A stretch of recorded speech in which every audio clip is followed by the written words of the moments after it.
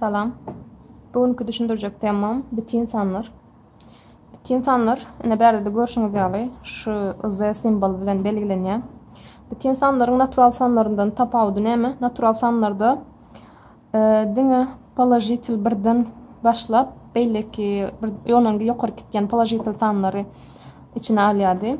Bu gedek biti insanlar bolsa, birden kiçi 0 ve 0'dan kiçi -1, minus tükeniksiz geçen gitgen äkli sanlar öz içine alýar.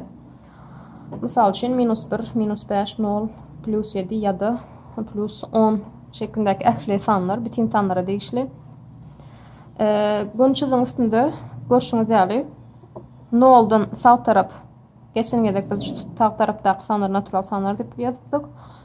Bu gezek hem sağ tarapy hem çep tarapy öz içine alýar. Gonçyzygymyzda biti insanlara degişli ilkinji düşündürmek isteyen dadım olary deňeşdirmek, haýsysynyň uly ýa-da haýsysynyň kiçiligini bilmek üçin ilkinji bilen seretme dadymyz öňündäki alamatlary. Islendik ýagdaýda atrisatil san polojitil sandan kiçi bolýar. Gonçyzyň üstünde görkezjek bolanmazda sağ tarapda ýerleşen islendik san çep tarapdakydan hemişe uly bolýar. Mysal üçin men 2-ni alan ýagdaýymda 2 diýen sanım -4 diýen sanymdan sağ tarapda ýerleşen üçin uly.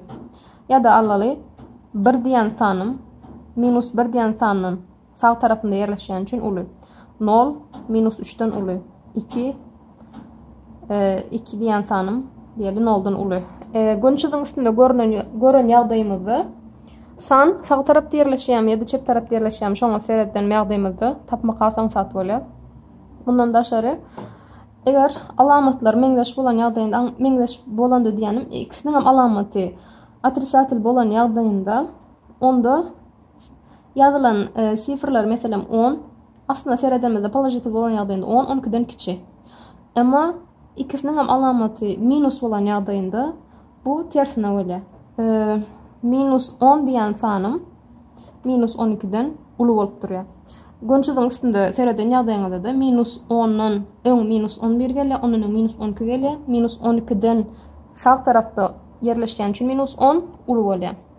Polojitil sanlarda onu özüňiz onuňdan bilýäňiz 12 ondan uludur. Polojitil atrisatil sanlar deňeşdirenmizde de hemişe polojitil san atrisatil sandan uly bolýar.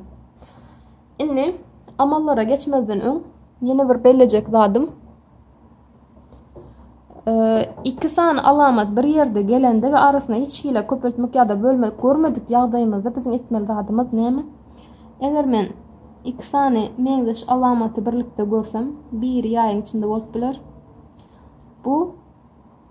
Munyň netijesi polojitil bolýar. Mysal üçin iki san polojitil göreýin, bile dur. Netijemiz polojitil bolýar.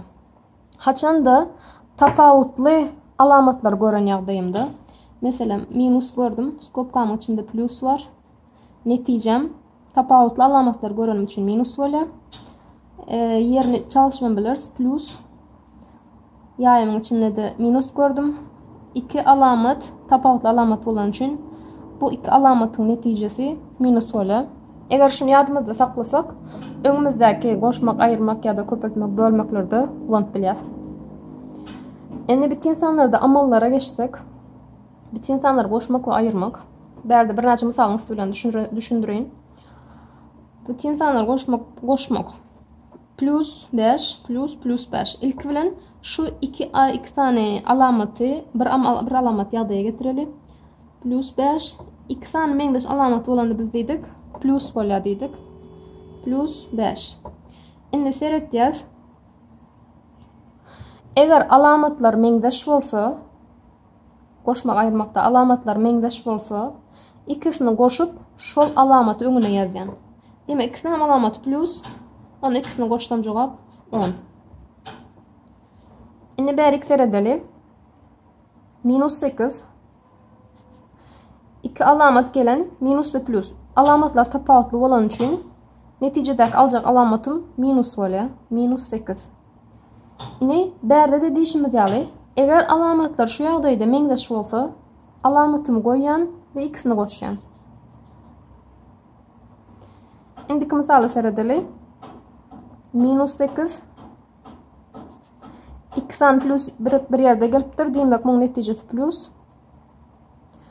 Eğer alamatlar tapavutlu bolan ýagdaýynda goşmak ayırmakda ulu sandan kiçi sany ayırıp ulu sanyň alamatyny goýan.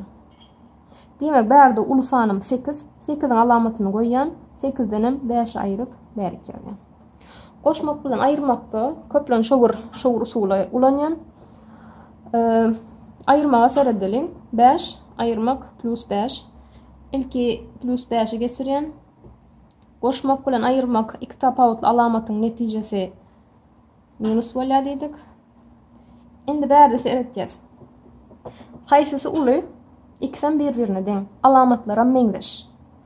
Onda bu sanlaryň tapawut ýa-da jemi atrisatil we polajitil deň sifirlaryň jemi 0 deň bolýar.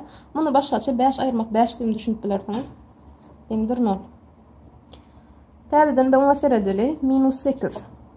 2 san minus bir yerde gelen. Demek netijemiz 2 meňdeş alamat bolan üçin bärde plus alamat bolup geçýär.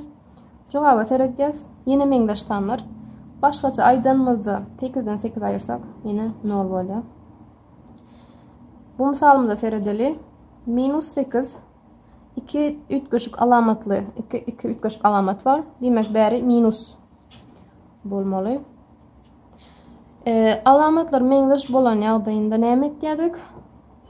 Sanlary goşup şogur alamaty ýazýardyk. Demek jogap minus 13. Köpeltmek bilen bölmekde başta görkezden düzgünüme ulanýas. Eger köpeltýän sanlarymyň öňündäki alamatlar meňdeş bolsa, jogabym polajitil bolýar. Eger öňündäki alamatlar iki sanyň öňündäki alamat bir-birine tapawutly bolsa, jogap atrisatil bolýar. Minus minus iki sanyň meňdeş alamat. Demek jogabymyz plus bolmaly. 5 köpeltmek 10 50. Yine bir belläp geçecek zadım. Plusy yazmadyk ýagdaýymyzda eger sanyň başy, misalyň başy şu bir sandan başlanýan bolsa ýa-da jogapda öňünde plus duran bolsa, onu şu plusy ýazman ýazsaňyzam şu bir zat bolýar. Indiki misalda seredýäs. Minus 4 köpeltmek plus 6 minus plus. Ütköşük alamatlar bolan üçin jogabym minus çykmaly alamaty. 4 6-ňym 24. Indiki sanym plus plus. Plus 3 plus 7. Alamatlar meňdeş bolan üçin jogabym plus bolmaly. 3 7-ňym 21. Başgaça aýdanmazda jogap göni 21 diýsem bolar. Bölmekde de edil köpeltmekde nähilek yerine ýetirýän bolsak, alamatlarymyz şoňa görä işleýär. 72, 72 onda hiç hilek alamat yok. Bu demek polajitil. Nähilek şu ýerde polajitil alamaty ayırıp yazıp bilýän bolsak, eger ya ayrılıp ýazylan ýagdaýynda da biz düşünmeli. Şu ýerde plusyň bardygyny. Onu plus bilen minus ikisini tapawutly alamatyň netijesi. Biz näme diýdik? Tapawutly bolsa netije minus bolýar diýdik. Minus onda 72-ni 9'a bölsek 8 bolýar.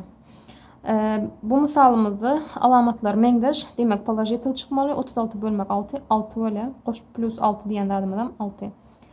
Plus 48, plus 8. Demek iki sany polajitil meňdeş alamat boljak bolsa, netijede polajitil bolmaly. Plus 48 8'e bölsek 6 bolýar. Demek jogap 6.